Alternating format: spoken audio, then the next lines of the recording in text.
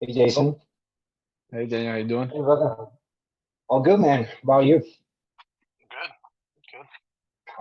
How's life going? Busy, man. Busy. Good busy though. Great, great brother. I'm glad to hear.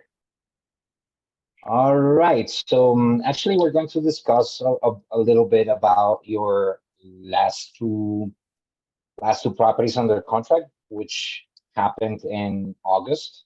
I think it was Cynthia and Yep. Octavia. Yeah, those two, yep. Awesome. But before getting there, Jay, is there anything that you might be needing from me? Any type of feedback that you consider important to discuss? Um, no, I do want to increase ad spend. Because I have spent the last couple of weeks onboarding an acquisition manager and he's finally taking calls. So I want to get him a little more busy with some inbound leads. That's So that's great, bro. Congratulations. So an acquisitions manager is the one that you hired? yeah. Great.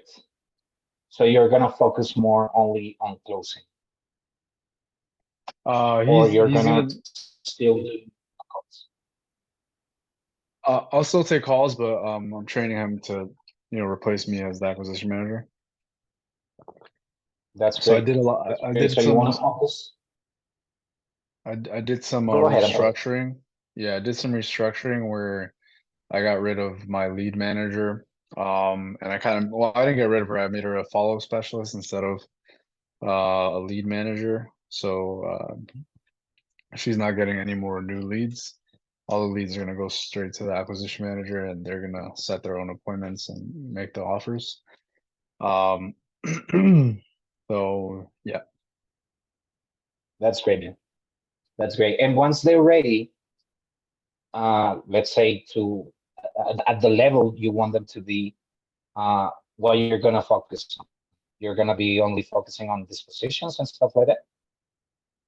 Dispo, I'm doing the daily training for the acquisition and the follow specialist. Everything that goes along with TC, and then just focusing on building out those systems and processes for for the dispo side, as well as like refining. We're really getting a chance to work on instead of in the business. All right, that sounds great, man. Congratulations. I'm happy for you, Jason. Definitely, Thank you. whenever you start hiring more people and building up a you know larger team, it's definitely a great sign that the business is doing well and that you're going in the right direction. Have you seen any videos from Chandler saying? Yeah, I was in his program. Oh wow, that's great, man. I love the guy's material. I think it's Yeah, great. he's yeah, I went out to his event in Denver actually, so I met him too. Oh wow, that's pretty cool. Yeah, the guy is brilliant. All Yeah, right, my brother. super Well, smart. congratulations one more time. That's really, really good news. So well, let's get into it. Let's first discuss about Cynthia's deal. So, well, again, congratulations on that one deal. Um, can you please tell me a little bit more, give me a little bit more context about what was her situation, what was the condition of the property? Yeah. So this was in Virginia. She had inherited the property a little while ago, and she had tenants in there. The tenants kind of didn't take care too well of the property, so the condition was pretty needed work. Definitely needed work. A small little property. Um, and she just didn't want to have to rent it out anymore or anything like that. So yeah, that was her motivation. Um, she she came in. The price points were really low over there. She came in asking 50,000 initially. and then we got under contract at 28. So, and then after that, send someone out to get pictures and stuff like that, and and then found a buyer within a week and a half or so, off of Facebook. So, 'cause I don't have Virginia, so it was just off of Facebook. Man, that's great negotiation skills. Like from 50 to 28, almost 50%. That's crazy, man. Yeah. That one's closing, should close next week. There's some title issues with like the inheritance. So we needed to find two other people that needed to sign. So once that's good, like we should be good to close because all the buyers all set to go. Title search is all done. We just need that, and we're all set to go on that one. All right. Perfect, man. What type of deal was that? It Was was just a wholesale? assignment. Yeah, wholesale Okay, assignment. perfect. Was there anything there during the negotiation and the conversations that you got with her that you might have learned to maybe apply it on future deals? That was like one or two. It was a little bit ago. I can't remember off the top of my head what exactly the conversation sounded like, but I mean, I just stick to my process. I didn't deviate from the process. Um, yeah, I mean, I think it just goes to show if you have a process and you stick to it, you'll see results. As long as your process is proven, then there's no need to deviate. Um, I don't think I don't remember anything specific off the top of my head that I can reference, but I guess that's what I'd say. For sure, man, for sure. And that is absolutely true. I mean, having a solid process, a repeatable process, like Chandler saying says, it's definitely key to succeed with your sales and all of this stuff. This deal took just 3 days from the moment the lead came in until you put it under contract. So can you briefly walk me through your through the conversations that you had and the strategies that you used to put it under contract? Yeah. So I have a two-step process. The first call is going to be the discovery call. That's where we get the timeline, motivation, find out the motivation, find out what their price is. We do a price anchor. We do get the condition, all that stuff. And then I think one of the most important parts is getting a advance agreement or a seller commitment, as some people call it, where you ask them straight up, um, if this makes sense for you, is this something you're realistically ready to get started today? And I use a little bit of a different tonality when I say it, but I think the tonality is really what sells it. I use a very like concerned, confused tonality, just to get them to really open up and just I'm concerned about you know about like what they need, right? So I'll say something. I'll use this type of tonality. Like if everything made sense here, I mean, is this something you're realistically looking to get started today? Something like that. And all with the facial expressions, everything. Um, and and yeah, I think that's super important for that first discovery call process.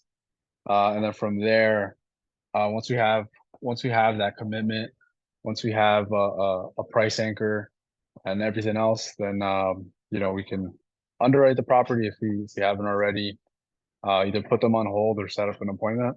And but before the appointment, we set expectations. You know, let them know that it's okay if they deny our offer. Kind of just get their guard down a little bit, and kind of, reduce the chance that they ghost you on and then not pick up your second call. So that's an important expectation to set. And then from there, it's the second call, the second stage of the process, the process, which would be the offer call. And at the beginning of that call, we're getting an advanced agreement, seller commitment again. That we're going for it again. If this makes sense for you, if the number makes sense, are you ready to get the process started now, or do you have your email available? So I mean, we're going for the close on day one when we get them on the phone. And from there, we highlight their motivation, kind of paint the picture of what their ideal outcome is. And then, we make the offer. At that point, that's when the negotiation begins. But we do everything we can to limit any objections after the offer is made, because anything before that would be considered an obstacle, which ideally we like to address beforehand. And then from there, we would have the seller commit to if we get a verbal acceptance, we set the expectations that we're going over the agreement together over the phone. So then we do that, and then at that point, we deal with any objections. But yeah, that's the process. So ideally, you get the contract on day one, but sometimes there's some objections that you need to overcome. But yeah, that's the process overall. That's great stuff, man. All right, so you mentioned that this property was in Virginia, so I'm assuming that everything happened over the phone, right? Yeah, 100% Did you have virtual. do you have someone like doing boots on the ground or something like that, or everything remotely? So I use Investor Boots to it's a service that'll go out, put a lockbox on the property, get pictures, all that type of stuff, and then they'll also do walkthroughs if needed.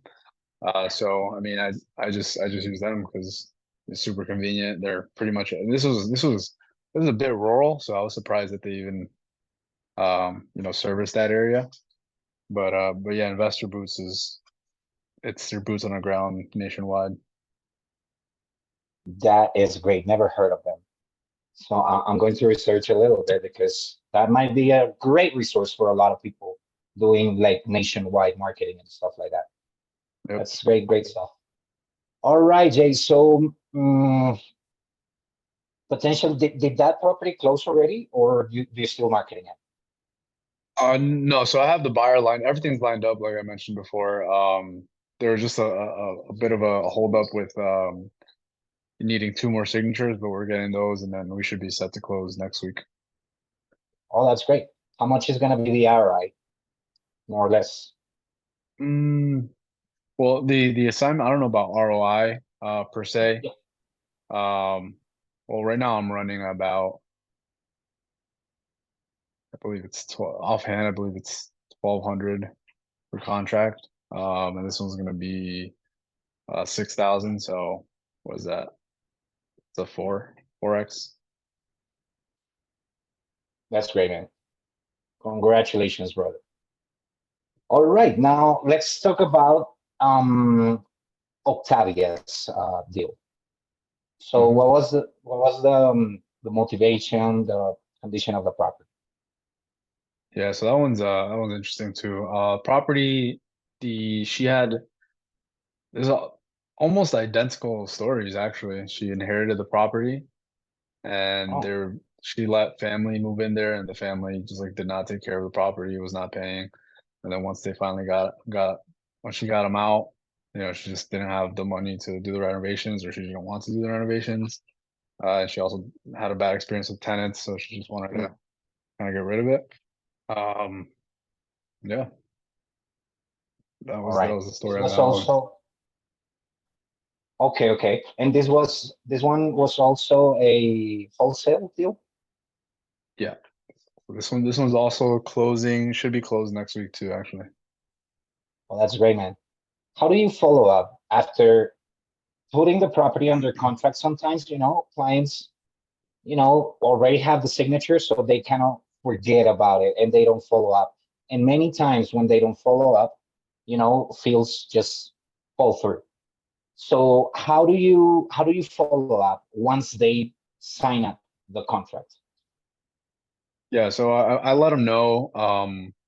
Well, I set expectations for the entire process on the forefront, and then I let them know I will give you an update whenever I get one. But even if there's no update, we're gonna give you a call at least once a week, to let you know, we're still on track. But we give them, I give them updates whenever there is an update, and even if there's not, I'll just give them a call and say, we're still on track. The attorneys are all the paperwork is being done by the attorneys. There's not much to update you on. But yeah, at least once a week. All right, that's great. That's great. That's the reason why you're actually closing those deals. Because yeah, you can't even imagine how many times it happens that, people puts property under contract, but then they forget about it. They forget to follow up on it, and consistently they get deals, fell through. So the follow up, even after putting the property under contract, is key to succeed for sure. Great stuff, Jay. Definitely. Um, all right, now that you're, oh, by the way, how much is it gonna be? This deal also was very quick per se. It actually took 1 week in total from the moment that the lead came in. Now, did it happen also completely virtually? Yeah, South Carolina. I'm in Connecticut. All right, great, great. And how much is it gonna be the assignment? 8,000. It's not massive, but It's your cash flowing, brother, and that is definitely great. yep. All right, perfect. Now, how do you feeling about Hesel Media's um, marketing and services? Yeah, I mean the leads that come in, um, they most of the contracts that I've gotten so far were, within the first few days of the lead coming in. That shows the intent. They're motivated, they're ready to sell. So I mean, that kind of just speaks for itself. You know what I mean? Absolutely, yeah, you're right. And I mean, do you feel? I mean, you're coming from a lot of education and knowledge in the sense that you are part of different communities out there, like for example, Chandler Saints and stuff like this. So probably whenever you joined Hesel Media, there was not much new to you, right? And in the sense of how we handle the process, actually, when we sit together and you tell me about your processes, it's pretty much what we promote to do, right? So besides that, you already had a lot of knowledge about how to manage deals. Do you think that our marketing strategies or even our processes and coaching have help you in any way or to your, let's say, consistent success? I think it definitely reinforced. A lot of the ideas are very similar. A lot of stuff that I got from Chandler Sane, super smart guy. We all know that. And you guys echo the same thing. So just really reinforced, you know, and the sales process was a little bit different because it was my first um, inbound channel. So that Mhm. process was a little bit different. So kind of hearing how other people in the community handle those type of things, or like when a property is out of your main area, how to deal with those type of things. Yeah, definitely help. That's great. Thank you, man.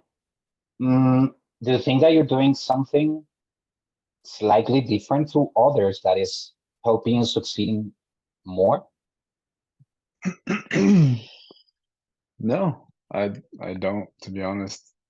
I think Okay, everyone has the same tools and to be able to succeed. So I don't think there's anything special about it. I think you just be consistent, do the work, and you find success. that is right. And actually, probably that is what makes you different, Jay. Consistency. There's many people that lack consistency, and probably know that fortune isn't consistency, right? Isn't having really solid processes, really solid follow-up processes and stuff like that.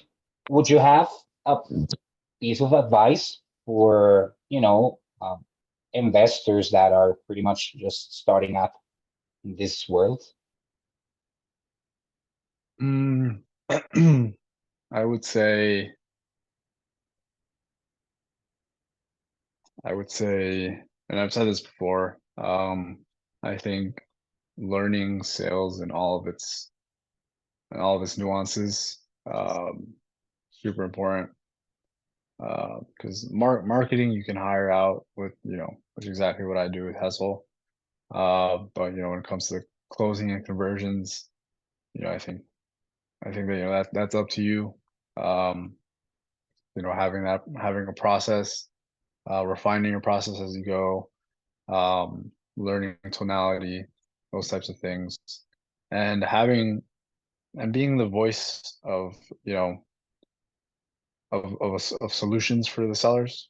I think that's super important. Being confident, they just want to know that somebody that you're able to solve their problem. So as long as you can do that, and come off as confident and competent, then you should be good. Awesome, awesome, brother. Thank you very much. Definitely, this is great, great stuff. Are you negotiating or working on potential deals in the sense of getting under contract? Yeah, I have one contract pending right now. Um, I did a preliminary like title search and I saw there was a memorandum on it. So I want to, kind of get ahead of that before, we, start spending resources on, getting pictures done and marketing and stuff like that.